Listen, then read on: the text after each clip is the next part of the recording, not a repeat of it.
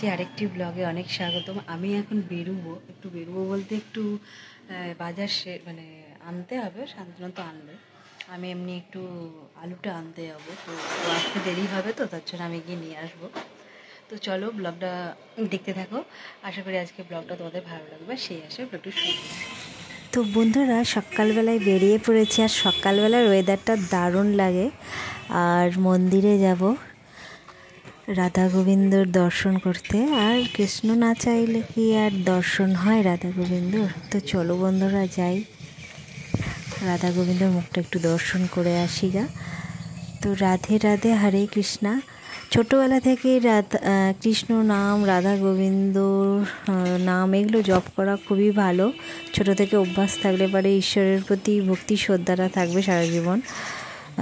তো সেই জন্যেই ছোটো থেকেই অভ্যাস করিয়েছে, যার জন্যে যাই হোক, ভগবান সবার মঙ্গল করুক, আমারও মঙ্গল করুক, আমার পরিবারের সন্তান সবার ভালো। সে অনেকক্ষণ শান্তনু চলে এসছে, একটু চা খাওয়া হচ্ছে, এখন শীত তো তার জন্য জলখাবারে খাবার দাবার খাওয়া হচ্ছে এখন। বেশ এই খাবারটা খেতে বেশ ভালোই লাগে, আলু ভাজা, আলু ভাতে, পাঁপড়, ডাল দিয়ে তারপরে চলে এলাম দুপুরে রান্না করতে। দুপুরে আজকে পালং শাক হবে, আর পালং শাক খাওয়া তো খুবই ভালো। আর এই শীতে আর কি আছে বলো, এইসবই তো এখন। তো আমি ঝটপট করে সবজিগুলো কেটে নিই, তারপর রান্নাটা সেরে নেবো।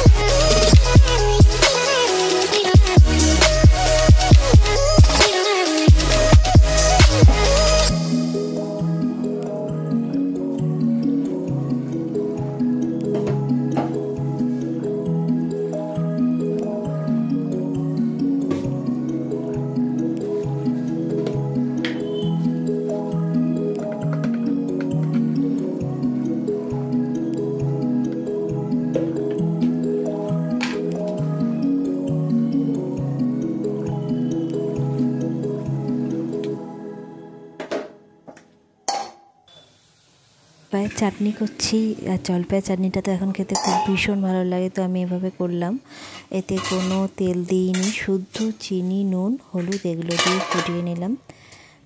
তেল ফোড়ন বা তেল দিয়ে কিচ্ছু দিয়ে করিনি, শুধু জল চিনি ফুটতে দেওয়ার পর একটু জলটা যেই আটা একটু ভাপ আসবে একটুখানি, তখনই আমি গোলমরিচের গুঁড়োটা দিয়ে দিলাম, এইবার একবার ট্রাই করে দেখো, ঠান্ডার সময় এভাবে খেলে পারে সর্দি কাশি অতটা সম্ভবত হয় না, কারণ এটা এভাবে যেমন চাটনি ক্ষেত্রে একটু গোলমরিচটা দিলে। রান্না করার পর আর তোমাদের সামনে আসাই হয়নি, আর ঠিক এই টাইমটাতেই ব্লগটা শেষ করছি। রোদটা পুরো ঠিক এই টাইমে মুখের ছাটা হিসাবে পড়ে। তো চলো ব্লগটা শেষ করলাম। ভালো থেকো, সুস্থ থেকো, আর শীত পড়ছে, নিজেদের সবার খেয়াল রেখো, তো আনন্দে থেকো। তো আজকের মতো টাটা, নেক্সট ব্লগে আবার দেখা হচ্ছে।